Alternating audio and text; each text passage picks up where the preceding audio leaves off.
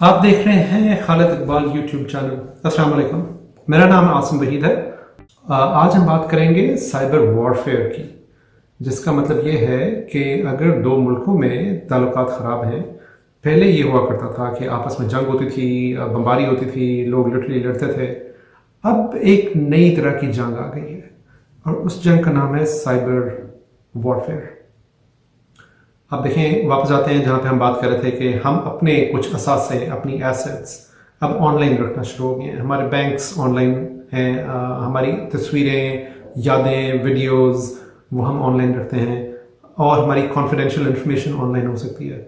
इसी तरह से कंपनीज अपनी बहुत सारी इंफॉर्मेशन ऑनलाइन रखती हैं और ऐसी बहुत सारी गवर्नमेंट्स और ज़्यादा से ज़्यादा गवर्नमेंट्स अपनी इंफॉर्मेशन अब ऑनलाइन रखना शुरू हो गई हैं। सारे मुल्क ज़ाहिर है अभी इतने एडवांस नहीं हुए जहाँ पर उनकी बहुत सारी इंफॉर्मेशन ऑनलाइन आए, लेकिन पिछले 10-20 सालों के दौरान मज़ीद मुल्क अपनी ज़्यादा से ज़्यादा इंफॉर्मेशन ऑनलाइन अवेलेबल करने लगे हैं, क्योंकि इसमें आसानी बहुत ज़्यादा है, उनके अपने लिए भी, उनके लोगों के लिए भी। अगर मुझे इंफॉर्मेशन को चाहिए, फॉर एग्जांपल मैंने नादरा की एग्जांपल यूज़ की थी लास्ट टाइम, नादरा के बारे में, और मैं ऑनलाइन जाकर वो इंफॉर्मेशन एक्सेस कर सकता हूँ, तो मेरे लिए भी बहुत आसानी है और गवर्नमेंट के लिए भी बहुत आसानी है, क्योंकि अब उनको किसी एक डिपार्टमेंट को सेट करने की, लोगों को बिठाने की जरूरत नहीं जहाँ पे मैं जाऊँ और उनसे इंफॉर्मेशन रिक्वेस्ट करूँ। मैं खुद से इंफॉर्मेशन यूज़ कर सकता हूँ। ये तो वो जगह है जहाँ पे लोग गवर्नमेंट के कुछ इदारों से इंफॉर्मेशन ले रहे हों। फिर गवर्नमेंट के अपने इदारों के दरम्यान में भी जो ट्रांजेक्शन हो रही हैं वो भी ऑनलाइन अवेलेबल होती हैं। आप इसके एग्जाम्पल देख सकते हैं कि जैसे लेट्स से आर्मी और फजाइया के दरम्यान में कुछ इंटरेक्शन चाहिए, वो कम्युनिकेशन प्रॉबली ऑनलाइन हो रही है। जैसे पावर सिस्टम्स जो हमारे मुल्क के सारे हैं, पावर जनरेशन कहीं और हो रही है, मेन पावर का यूज़ कहीं और है, वहाँ पे कुछ इंफॉर्मेशन है जो एक्सचेंज हो रही है ताकि जनरेशन और यूजेज को सिंक अप किया जा सके। ये इंफॉर्मेशन भी ऑनलाइन अवेलेबल होती है।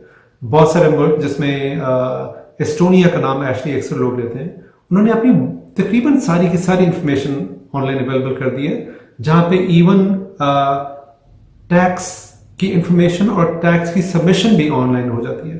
तो अब देखिए, ना सिर्फ है कि हर एक इंडिविजुअल की, हर एक कंपनी की, बल्कि जो सारा का सारा मुल्क है उसकी बजटिंग और उसके जितने फाइनेंशियल सिस्टम्स हैं उनकी सबकी इंफॉर्मेशन भी ऑनलाइन आ गई।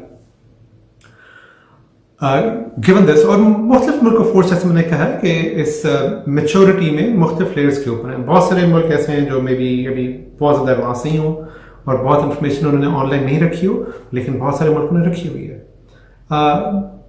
काफ़ी ज़्यादा मुल्क ऐसे हैं जिनकी कुछ ना कुछ इंफॉर्मेशन ऑनलाइन अवेलेबल है। अगर हुकूमत की अपनी इंफॉर्मेशन भी ऑनलाइन ना अवेलेबल हो, लेकिन जो उस मुल्क में बहुत सारे बिजनेसेस काम कर रहे हैं उनकी इंफॉर्मेशन ऑनलाइन अवेलेबल हो, तो वो भी पूरे मुल्क के लिए भी ज़रूरी है कि उसको बचा कर रखें, क्योंकि अगर वो इंफॉर्मेशन लीक हो जाती है और जो सबसे बड़े लेट्स से 10 बिजनेसेस एक मुल्क में काम कर रहे हैं, वो सारे के सारे इकट्ठे बंद हो जाते हैं फॉर सम रीज़न, तो उस मुल्क के लिए भी एक सिक्योरिटी का इशू बन सकता है। इस सारी की सारी बैकग्राउंड का मकसद ये था कि बहुत सारी इंफॉर्मेशन जो ऑनलाइन अवेलेबल है किसी मुल्क की, अपनी गवर्नमेंट की या मुल्क के इंपॉर्टेंट इदारों की और इंपॉर्टेंट बिजनेसेस की, उनको सेफ रखना विद इन द कंट्री ज़रूरी है, लेकिन उनको दूसरे मुल्कों से बचा के रखना भी बहुत इंपॉर्टेंट है। अब देखें, एक केस ये है एग्जाम्पल कि एक मुल्क की इंफॉर्मेशन ऑनलाइन अवेलेबल है, उसकी किसी दूसरे मुल्क के साथ कुछ अनबन चल रही है। ये मुल्क बजाय से कि ये कहे कि मैं बमबारी करूंगा और लोग भेजूंगा और तुम्हारी ज़मीन पे कब्जा कर लूंगा, अगर ये अपने पास ऐसे लोग बिठा ले, हैकर्स, जिनको वो गवर्नमेंट फंड कर रही हो, उनका काम ये हो कि वो ऑनलाइन इस मुल्क की अवेलेबल इंफॉर्मेशन तक पहुंचे और उसको किसी तरीके से गलत यूज़ करना शुरू करें, जो बिजनेस है उनको बंद कर दें, जो डाटा अवेलेबल है उसको करप्ट कर दें, यानी कि वो ठीक ना रहे, जो कम्युनिकेशन हो रही है मुख्तलिफ मुल्कों के दरम्यान में उसको जैम कर दें। यानी कुछ भी ऐसा काम वो कर सकते हैं जिससे इस मुल्क का जो हर रोज़ का ऑन गोइंग काम चल रहा है वो ठीक ना चल सके। आप अब यूँ सोचें कि अगर किसी एक दिन हमारे मुल्क में 4 डिपार्टमेंट्स इकट्ठे कहें कि आज हम काम ही नहीं कर सकते, जिसमें पावर का डिपार्टमेंट हो, बिजली पूरी बंद हो जाए एक शहर के अंदर और आप फ़ोन तक ना कर सकें किसी को, क्योंकि फ़ोन सिस्टम भी डाउन है, और आपका पानी आना भी बंद हो जाए और आपको ये भी ना पता हो क्यों बंद हो गया है, और ना ये पता हो कि मैं किसको कॉल करूं क्योंकि उनके फ़ोन सिस्टम भी बंद है। और साथ ही आप जब पेट्रोल लेने के लिए जाएं तो आपको पता चलेगा कि बिजली भी नहीं है और वहाँ पे भी आप पेट्रोल भी नहीं ले सकते। तो एक दो दिन के अंदर अंदर ही कितना केओस फैल जाएगा पूरे मुल्क के अंदर। अब मुल्कों को ज़ाहिर है ये चीज़ पता है, इस हवाले से भी कि मैंने अपनी इंफॉर्मेशन को बचा कर रखना है, और इस हवाले से भी कि अगर मुझे ज़रूरत पड़ी और अगर मैं ऐसा कर सका तो मैं अपने दुश्मन मुल्क के सिस्टम्स को जाके इस तरीके से बिठाने की कोशिश कर सकता हूँ। इसका नाम है साइबर वॉरफेयर। कैसे मैं अपनी ऑनलाइन इंफॉर्मेशन को बचा कर रखूँ, और कैसे अगर ज़रूरत पड़े और अगर ऐसा कोई मौका आ ही जाए तो मैं कैसे किसी दूसरे मुल्क के सिस्टम्स के अंदर घुस के बगैर उसके ऊपर रियल हमला किए साइबर वॉरफेयर के थ्रू उसे जीत जाऊं। तो ये तो है साइबर वॉरफेयर।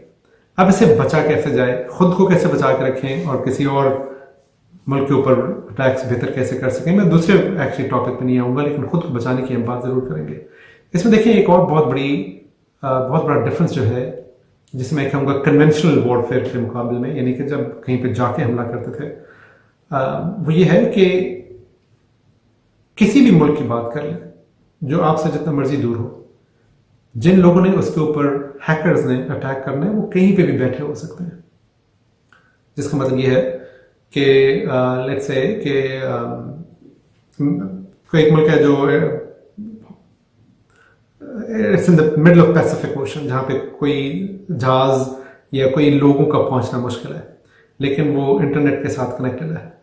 हो ये सकता है कि कोई बंदा in the middle of China, Russia, wherever बैठा हो और वो सिर्फ अपने कंप्यूटर पे बैठ के उनके सिस्टम के अंदर प्रॉपर्ली लॉग इन होके उनके सिस्टम को बिठा सकता है। अब ये जिन लोगों ने खुद को बचा कर रखना है उनके लिए एक मसला, क्योंकि अब उन्होंने खुद को सिर्फ अपनी फिजिकल बाउंड्री के थ्रू नहीं बचाना, बल्कि लिटरली दुनिया में जहां पे भी जितने मर्जी लोग मौजूद हैं, 8 बिलियन लोग जिनके पास एक्सपर्टीज है या हो सकती है कि वो हैक कर लें सिस्टम को, उन सब से बचा के रखना है। तो ये यकीनन ज़रूरी है। दूसरी साइड पे जिन लोगों ने, जिन मुल्कों ने अगर किसी और पे हमला करना है तो उनके लिए भी वहाँ पे जाना ज़रूरी नहीं है, उनके लिए ये भी ज़रूरी नहीं कि उनके पास वो एक्सपर्टीज़ खुद से मौजूद हो। ये हो सकता है कि वो कहें यार कि वो फलाना ग्रुप वहाँ पे बैठा है जिसको हम पैसे दे के ये काम करा सकते हैं। जिसका मतलब है कि एक्चुअली साइबर वॉरफेयर की जहतें भी बहुत हैं और ये शायद रियल वॉरफेयर से बहुत ज़्यादा कॉम्प्लेक्स भी है। आजकल ये इसलिए ज़रूरी है कि आप यूँ देखें कि जब एक मुल्क में वॉर होती है, जैसे आजकल यूक्रेन और रशिया के दरम्यान में वॉर हो रही है, पहले वहाँ पे अच्छे प्रोग्रामर्स जिनको हैक करना आता है, उनके पास अच्छी नौकरियाँ लगी हुई थी, वो काम कर रहे थे, वो मसरूफ़ थे। जब इस तरह की कोई वॉरफेयर होती है और उनका आम काम ख़त्म हो गया, बिजनेस बंद हो गया, अब वो घर में बैठे हैं, उनके पास कंप्यूटर मौजूद है, इंटरनेट एक्सेस मौजूद है और फारिग टाइम भी बहुत सारा है, तो वो चाहे पेड तरीके से और चाहे मे बी हॉबी के तौर पे मुख्तलिफ जगहों पर साइबर अटैक कर सकते हैं। जब कभी कोई ऐसी सिचुएशन पैदा होती है तो तब हमें मज़ीद केयरफुल रहने की ज़रूरत है।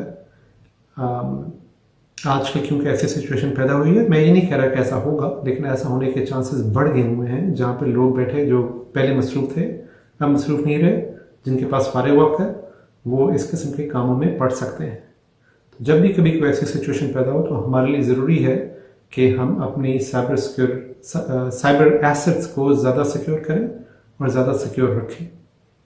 जिसका मतलब मेरे और आपके लिए इस वक्त ये है कि हम अपने पासवर्ड्स को स्ट्रॉन्ग करें, पासवर्ड्स को सेव रखें, शेयर कम से कम करें, ऐसी वेबसाइट्स पे ना जाएं जहाँ पे हमें पता नहीं कि सोर्स क्या है और क्या लोग वहाँ पे हो सकते हैं। जैसे मैंने कहा था, फिशिंग लिंक्स जो में भी आपको मिले उनको क्लिक नहीं करें, वगैरह वगैरह। जब कभी साइबर वॉरफेयर कहीं पे हो रही होती है तो ज़रूरी नहीं कि हमें पता भी चले। वही बात कि पुराने ज़माने में जब प्लेन्स आते थे, लोग अटैक करते थे, तो सबको पता होता था। साइबर वॉरफेयर एक्चुअली प्रॉब्ली सारा वक्त जारी होती है, हमें पता नहीं चलता। सारा वक्त केयरफुल रहना ज़रूरी है। अपनी एसेट्स को बचा के रखें, अपने बिजनेस के एसेट्स को बचा के रखें, अपने गवर्नमेंट में जो आपके रिप्रेजेंटेटिव हैं उनसे बात करें और उनसे ये कहते रहें कि वो आपकी गवर्नमेंट के अंदर भी जो एसेट्स हैं उनको बचाने के लिए मैक्सिमम साइबर सिक्योरिटी रखें ताकि हम लोग सेफ रह सकें। Thank you very much. इंशाअल्लाह आपसे फिर बात होगी।